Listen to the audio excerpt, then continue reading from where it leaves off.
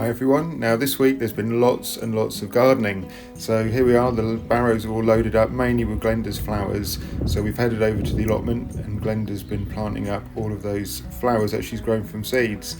And some of the stuff we planted last year is really established now. Now these are all Sweet Williams, and we've got at the end of the video, which is less than a week from when we filmed this bit, they are out in flower. So while we're here, let's have a little bit of a look around the allotment, shall we? So our shallots are coming on nicely, happy with that. And then if we have a look under that net, our white turnips are not too far off. There's some little balls appearing. And then these are all of our colour flowers. We've done 3 different sorts, so we'll see how they get on. And the onions, look at these. We are so pleased with how they're coming on. And they're now starting to swell, and I don't think it's going to be too much longer now. I mean, we're mid-May, not too much longer before we're going to harvest those. And the potatoes, really good. Really happy with how they're coming on. Even the late potatoes, which are Desari here, we saved our own seed potatoes last year. We kept them in the fridge, they didn't sprout, took them out, chitted them, and they're growing, so that's good news. And then Glenda's put some marigolds in here, which is nice companion planting, so hopefully it will help with the aphids.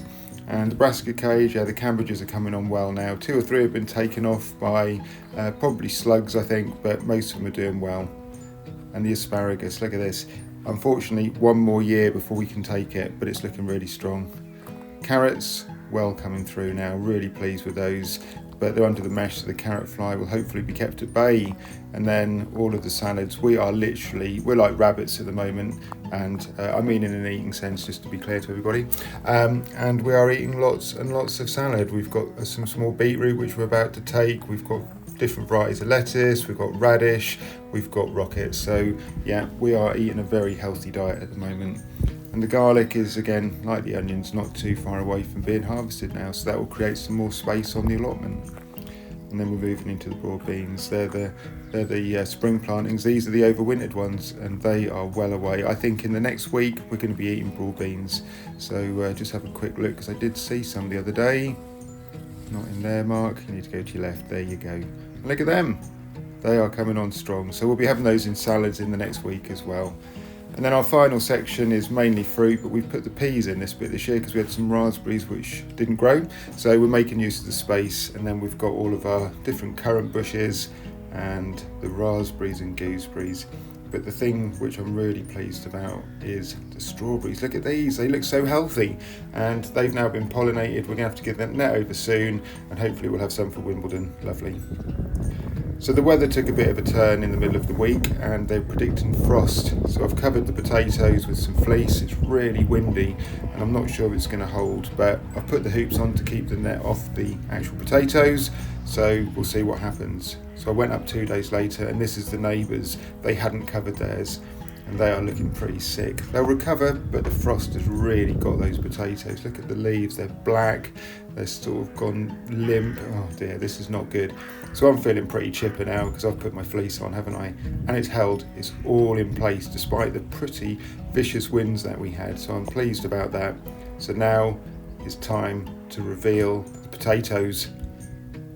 So here we go. I'm going to take a couple of the blocks off, and then we're going to do a grand unveiling just to see what actually happened. Did it work? Was it worth all of the effort that I put in to stop the frost getting to our potatoes? Oh dear.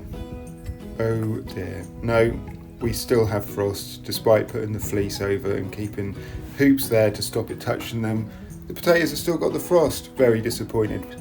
But there you go, these things happen, don't they? They will recover. But I was feeling a little bit cocky when I got up there, but I soon had that wiped off my face. And these are Glenda's marigolds. The frost absolutely took them. I'm not sure these are going to recover now. So we might have to get some more marigolds. I think Glenda's mum's got some, so we might have to go and butter her up and try and get some. And a dahlia, that dahlia is absolutely decimated by the frost. But up this end, the dahlias have been touched by frost, but it looks like they're going to recover. So at least that's something. But wow, we know our frost date is kind of middle of May, so we were getting towards the window where it wasn't going to happen. The only thing I'm pleased about is I hadn't put my beans out. So I was feeling a bit dejected, but I got home and look at this. We had a pheasant prancing around in our garden like he owned the place, which was lovely. He actually came up to our little pond area and was having a little drink out of the pond, so that put a smile back on my face anyway. And then we know it's getting towards summer. Our patio needs cleaning. It's a mess. It's north facing, and I hate this job. It takes for ages, but there you go. It has to be done. So here I am, pressure washer out, cleaning the slabs off. Nice sunny day, so at least they're going to dry out quite quickly.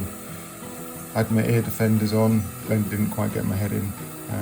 She just wanted to get an action shot, I think, so I was being cautious. And there we go, it's all finished.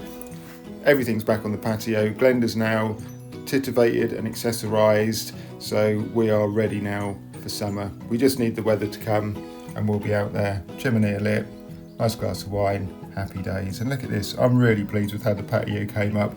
It was worth the effort after all. Every year I think I'd probably think the same. Don't want to do it, but yeah, it's worth it. So one more gardening job to do now, and that's to plant out the tomatoes that we've grown. They're ready to go now. For those of you who saw last week's video, I've been constantly shipping woodlice out of the greenhouse this week in my little humane traps, so they're all relocated in the garden. So I'm really hoping that we've got rid of enough that they're not going to cause a massive problem for my tomatoes. So we're going to get 8 each side of our greenhouse in here. So we'll have 16 in here, and then we'll probably put another 20 in our polytunnel, which I'll do over the next few days because we've still got quite a lot of flowers in there at the moment. Now, one of the things we've tried to do this year is I've put wire all the way across some of the beams in the greenhouse so we can string the tomatoes up to those. And in the past I've used tent pegs to push into the ground, but they kind of pull out, and when the tomatoes get high and heavy, they're just not really supporting them very well.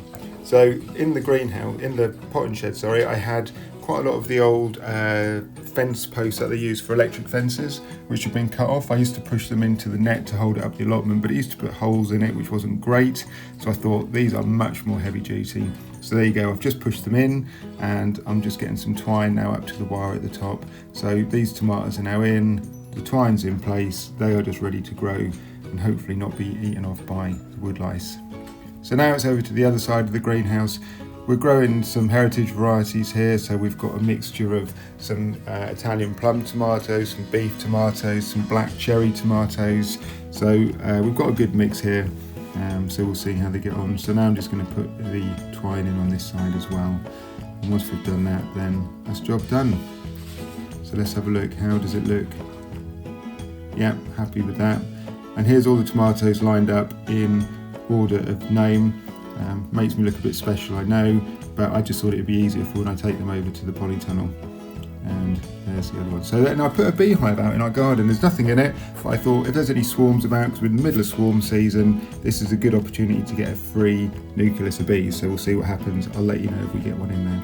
And finally, over at the allotment yesterday, these are the Sweet Williams, look at it. And Martha is sitting there being a really good girl while we're just collecting our produce.